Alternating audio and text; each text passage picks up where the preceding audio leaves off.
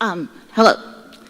So I am a self-described liberal, and I honestly did not think that I would be so nervous, but I am. And I wanted to kind of clear up some things.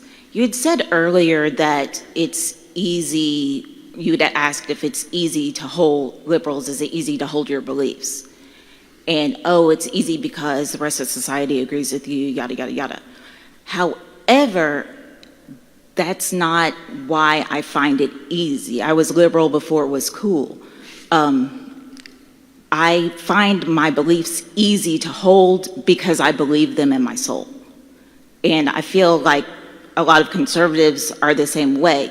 Your beliefs aren't subject to acceptance or disacceptance. Something else, and honestly, if it were about what would be easy, it would be if I wanted to make my life more comfortable, I would change and become conservative. Because my husband has been caught up in and has changed his way of thinking to be a conservative person over the past couple of years. We'll get you there. Caused absolute disarray. So if it were something where I could just say, oh, well, if you could get somebody to change their values. Yeah, so let's try to make some progress. What do you believe and why do you believe it? Well, I believe actually a lot of the same things you believe, just maybe in a more broad sense. Like, I believe in freedom. Okay. I believe in free speech. I believe in free speech for everybody. I believe in freedom of expression. If you were born with a and you want to wear a dress, have at it. It's not my life, and I don't get to dictate to anybody else what's right or wrong. I don't believe that man is above nature, because then is man unnatural? If man is separate from nature, is man unnatural? Man is made in the image of the Creator, but I do want to zero in on one thing here, which is so you say you don't care what other people do. Just curious, like, do you think it should be okay for adults to perform in front of children? It depends on the nature of the performance. We agree on that, and by the way, most liberals don't. Just so we're clear. So you're a big fan of Ron DeSantis, then? No. Well, he did that, and he was attacked by Disney, and he was attacked by every major left-wing group as harsh, anti-gay, don't say gay. I think you're actually more conservative than you are liberal, than you give yourself credit for. No. Hold your applause. I am not, because where we differ is in how we define what is profane. So I guess we agree on that. What I'm trying to get at, though, is why you believe what you believe. And we could spend all night doing this. You say you believe in freedom and free speech, right? Okay. So which side do you think the American right or the American left currently is doing a better job of protecting the idea of freedom of speech? The Last Rodeo, Angel Studios' newest family blockbuster starring Neil McDonough, hits theaters May 23rd. Become a premium member and get 2 free tickets to see The Last Rodeo on the big screen. Plus stream other Angel exclusives like Homestead, The Shift, and more. Help choose which movies get made and support films and filmmakers that share your values. Join the Angel Guild now at angel.com/Charlie. Don't miss The Last Rodeo, only in theaters. Which side do you think the American right or the American left currently is doing a better job of protecting the idea of freedom of speech? Actually, they're both sucking pretty hardcore. They're both being absolutely horrible at it. How has the right been horrible at that? I'm curious. They're both being horrible in the exact same way, and it's who are they protecting or standing up for free speech for?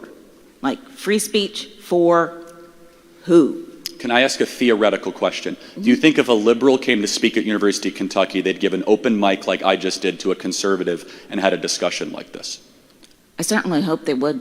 No, they wouldn't, because speech is not a left-wing value. That's why Chuck Schumer went on the Senate floor yesterday and called for the censorship of a cable television program.